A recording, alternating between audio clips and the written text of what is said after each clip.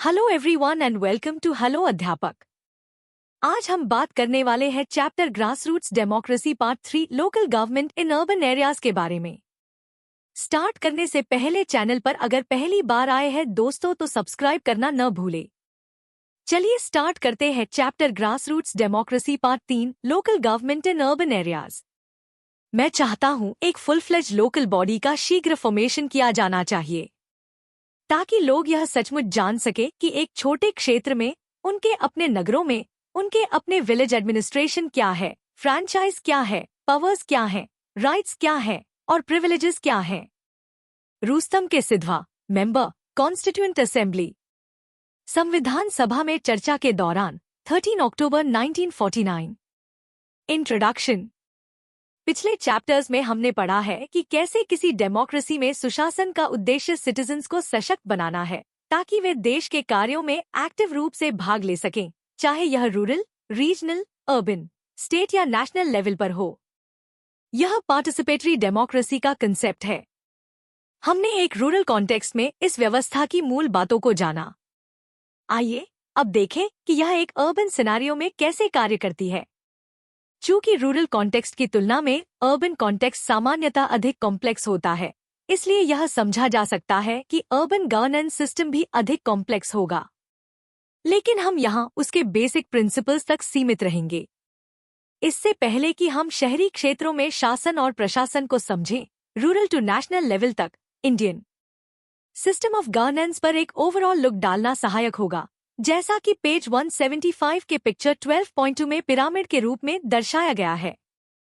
इस पिरामिड का base local level है जो जनता के निकट है, जबकि टॉप नेशनल लेवल है।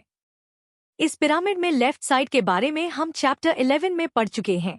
अब इस अध्याय में हम पिरामिड के राइट साइड वेल अर्बन स्थानीय शासन पर चर्चा करेंगे। Urban local bodies.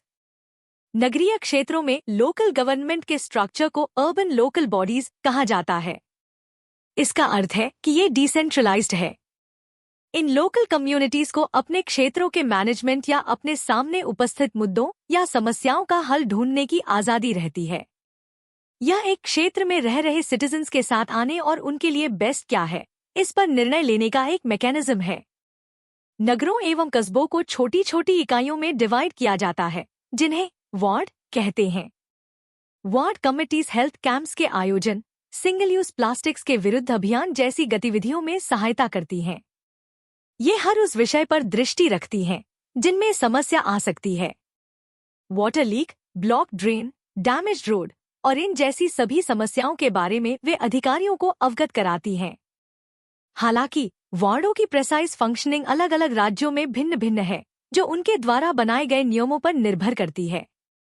कुल मिलाकर अर्बन एवं लोकल बॉडीज पर कार्यों की एक लंबी सूची की जिम्मेदारी है, जैसे helping take care of the infrastructure, maintaining the burial ground, garbage collection and disposal, checking the implementation of government schemes, collecting local taxes and fines and so on. क्षेत्र के इकोनॉमिक और सोशल डेवलपमेंट के planning में भी इनकी कुछ भूमिका होती है। हालांकि इन बॉडीज को अपने कार्यों को कुशलतापूर्वक करने में सक्षम होने के लिए सिटीजन्स को भी अपने कर्तव्यों का पालन करना चाहिए, मतलब सिटीजन्स को अपने क्षेत्र की देखभाल एवं रखरखाव का ध्यान रखना चाहिए। याद रहे कि यह एक पार्टिसिपेटरी डेमोक्रेसी है। उदाहरण के लिए, यदि लोग कूड़े के सेग्रीगेशन के बारे में निर्देशों का सावधानीपूर्वक पालन करें तो गार्बेज कलेक्शन एंड मैनेजमेंट अधिक आसान बन जाता है। या फिर यदि वे किसी गली अथवा रास्ते में वाटर लीकेज पाते हैं तो इसके बारे में तुरंत सूचना देने से बहुमूल्य जल का अपव्यय रुकेगा। 29 सितंबर 1688 में स्थापित मद्रास कॉरपोरेशन, अब ग्रेटर चेन्नई कॉरपोरेशन, भारत में ओल्डेस्ट म्युनिसिपल इंस्टीट्यूशन है।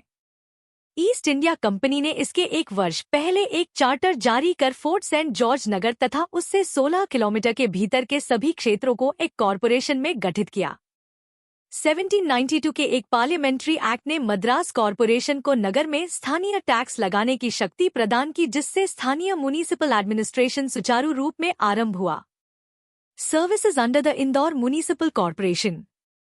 Property tax, water charges, solid waste management, business, hoardings, trade licences, marriage certificate, fire services, various licences, water tanker, debris clearance, tree cutting, tree transportation, grievances, services on request, water tanker, septic tanker, auditorium, funeral van, mobile toilet, ambulance। जैसा कि हम पाते हैं, चेन्नई और इंदौर में municipal corporation urban bodies के top पर हैं। 10 लाख से अधिक की जनसंख्या वाले नगरों में ही हाईएस्ट बॉडी के रूप में नगर निगम होते हैं, जिन्हें महानगर निगम भी कहा जाता है। 1 से 10 लाख के बीच जनसंख्या वाले नगरों में हाईएस्ट बॉडी नगरपालिका होती है, जिन्हें म्युनिसिपल काउंसिल भी कहा जाता है। 1 लाख से कम जनसंख्या वाले नगरों और कस्बों में नगर पंचायत होती है। समीर, हेलो। मैंने आपको इससे पहले यहाँ नहीं देखा। क्या आप इस गांव में नहीं हैं? अनीता, हेलो। हाँ, मैं अपने दादा दादी से मिलने आई हूँ, जो यहाँ रहते हैं। मैं सिटी से हूँ। वह यहाँ से बहुत अलग है। समीर, अच्छा। सचमुच? नगर कैसा होता है? अनीता जी, नगर व्यस्त और भीड़ भाड़ वाला होता है, जहाँ हर जगह ऊंचे भवन मिलते हैं। बहुत सारे लोग हर समय इधर उधर आते जाते रहते हैं। वह यहाँ के शांत वातावरण की तुलना में भीड़ भाड़ वाले होते हैं। इसके साथ ही वहाँ लोग अधिक इंडिपेंडेंट होते हैं। वे प्रायः अपने पड़ोसियों के बारे में भी नहीं जानते। समीर, अच्छा। यहाँ तो प्रत्येक व्यक्ति एक दूसरे को जानता है और सहायता के लिए तत्पर रहता है। हम मिलजुल कर खेतों में काम करते हैं, साथ में त्योहार मनाते हैं और कलेक्टिव डिसीजन भी लेते हैं। अनीता, वैसे नगर में भी कुछ कम्युनिटी सेंस है। हाल ही में भारी वर्षा के कारण 2 गली के बाद एक मकान ढह गया था। इसके बाद आसपास से दर्जनों लोग मलबे को हटाने में सहायता के लिए एकजुट हो गए और सुनिश्चित किया कि कोई मलबे के अंदर फंसा न रह जाए। समीर, क्या ऐसे मामलों में लोकल गवर्नमेंट सहायता नहीं करती? अनीता, हाँ, करती है। वास्तव में हमारे यहाँ लोकल बॉडीज और इलेक्टेड रिप्रेजेंटेटिव्स हैं, जो हमारा और हमारे हितों का रिप्रेजेंट करते हैं। समीर, अच्छा, यह तो ग्राम पंचायत जैसी प्रतीत होती है, बस केवल उससे बड़ी है। हमारे यहाँ भी इलेक्टेड मेंबर्स होते हैं, लेकिन चूंकि वे एक दूसरे को जानते भी हैं, इसलिए अधिक लोग उसमें भाग लेते हैं और गांव से संबंधित हर प्रकार के विषयों पर चर्चा करते हैं। कभी कभी हम बच्चों की बात भी सुनी जाती है। अनीता, सच में? आप कुछ बढ़ा चढ़ा कर तो नहीं बोल रहे हैं? समीर, बिल्कुल नहीं। एक दिन की बात है, कुछ बच्चों ने पाया कि बिजली का एक तार खतरनाक तरीके से नीचे लटका हुआ है, जो एक भवन को लगभग छू रहा है। हमने न केवल इसकी रिपोर्ट की, बल्कि अपनी ग्राम सभा के एक सदस्य को सुझाया कि बिजली का खंभा कुछ दूरी पर ट्रांसफर किया जाए। और ऐसा किया गया। अनीता, बहुत अच्छा। मुझे लगता है कि डेमोक्रेसी को इसी तरह कार्य करना चाहिए। यह शहर में अधिक जटिल प्रतीत होता है, लेकिन मूल विचार वही है कि प्रत्येक व्यक्ति का वोट महत्व रखता है। समीर, हाँ, रखता है। अच्छा, क्षमा कीजिए, मुझे अभी कहीं जाना है। मेरी माताजी को खरीदारी के लिए मेरी सहायता की आवश्यकता है। नगर के बारे में बताने के लिए आपका धन्यवाद। अनीता, और मुझे अपने गांव के बारे में बताने के लिए आपका भी धन्यवाद। मैं निश्चित रूप से यहाँ आसपास देखूंगी। समीर, अच्छा, हो सकता है कि कभी हम फिर मिलें। नमस्कार। तो यह था आपका chapter grassroots democracy part 3, local government in urban areas. आज के लिए बस इतना ही दोस्तों। अभी इजाजत दीजिए। अगले वीडियो में फिर मिलेंगे किसी इम्पोर्टेंट टॉपिक के साथ। वीडियो अच्छा लगा हो तो दोस्तों के साथ शेयर जरूर कीजिए। चैनल पर पहली बार आए हैं तो सब्सक्राइब करके जाइए। धन्यवाद। अपना ध्यान रखिए। मम्मी पापा का कहना मानिए।